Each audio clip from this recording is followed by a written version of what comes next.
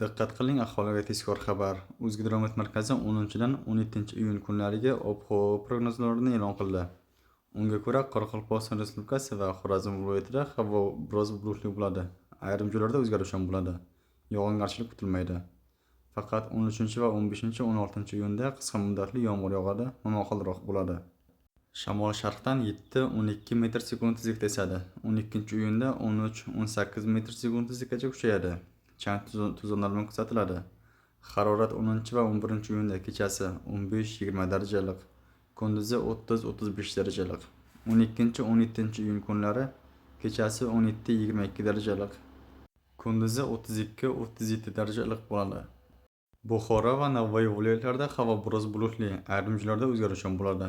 Yog'ingarchilik kutilmaydi. Faqat 14-iyunda qisqa muddatli yomg'ir yog'adi, momaqaldiroq bo'ladi. Shamol sharqdan 7-12 metr sekund tezlikda esadi. 13-iyunda 13-18 metr sekund tezlikgacha kuchayadi. Ayrim joylarda 20-22 metr sekund tezlikgacha kuchayadi. Chang to'zonlar bilan kuzatiladi.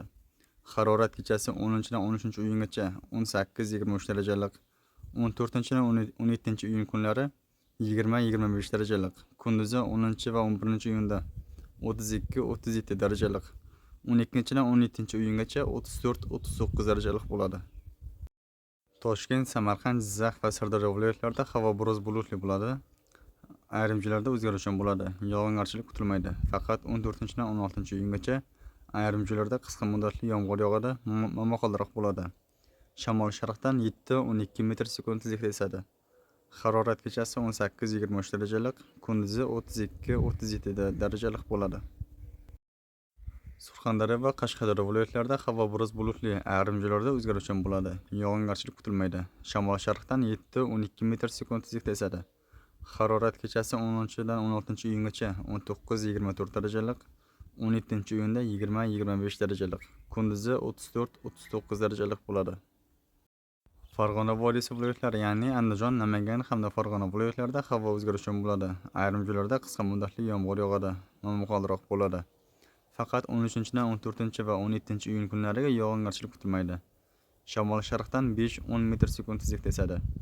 Harorat kechasi 10-dan 16-iyungacha 17-22 darajalik, 17-iyunda 15-20 darajalik bo'ladi.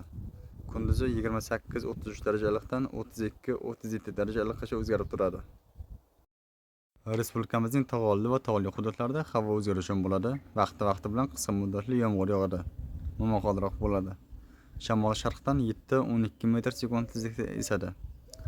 Momaqaldiroq paytida 13-18 metr sekund tezlikgacha kuchayadi. Harorat kechasi 12-17 darajalik, kunduzi 22-27 darajalik bo'ladi. O'zingiz asrang, xayr, salomat bo'ling.